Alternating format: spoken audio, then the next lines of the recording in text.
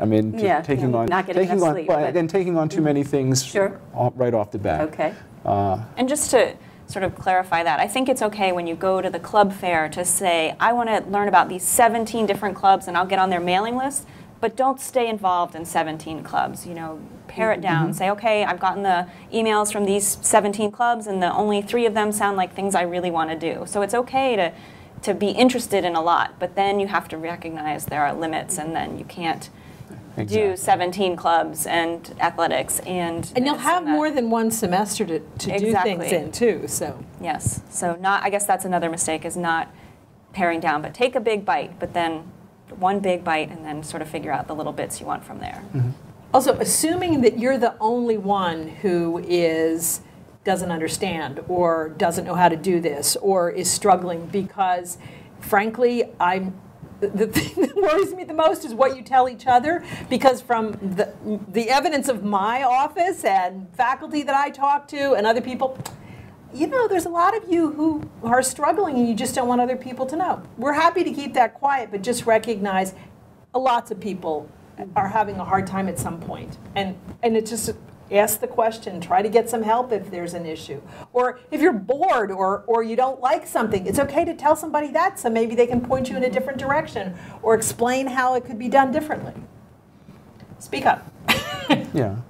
I mean, maybe a related, I mean, academic bad habit is sort of letting things go till it's a big problem. Well, either till it's a big problem or till the night before the exam or something, because that, for a lot of high school students, that's a successful strategy. I mean, I'm just not going to bother or minimally bother with this class and only kind of skim the reading or do a couple of problems or or whatever until the day or 2 days before the midterm or the final, and then I'm going to study like crazy.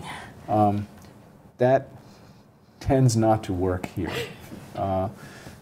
for anything. I mean, whether it's calculus or physics or political science or whatever it is. I mean, you're not going to write that 10-page paper overnight. Overnight. Okay. Well, you might be able to pound out 10 pages, but it's not going to be very good, and you're not going to get a very good grade. And that's and that's something that I think some students actually have to learn, because, as I say, that's been a very successful strategy for them in the past. And here it's much more consistency that's required.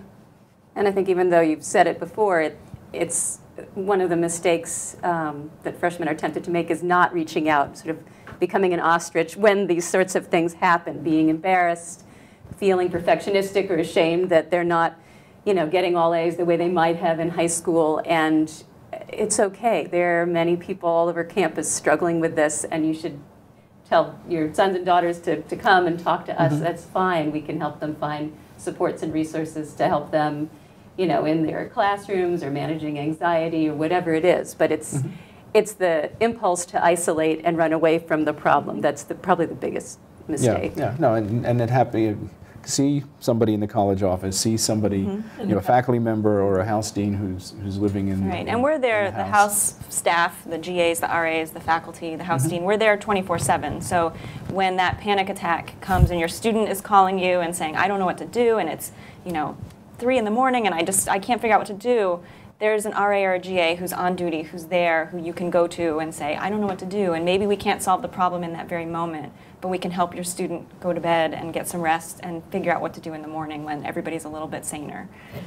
So just reminding that there are people here to help your student 24/7. Right. And we're friendly yes. and discreet.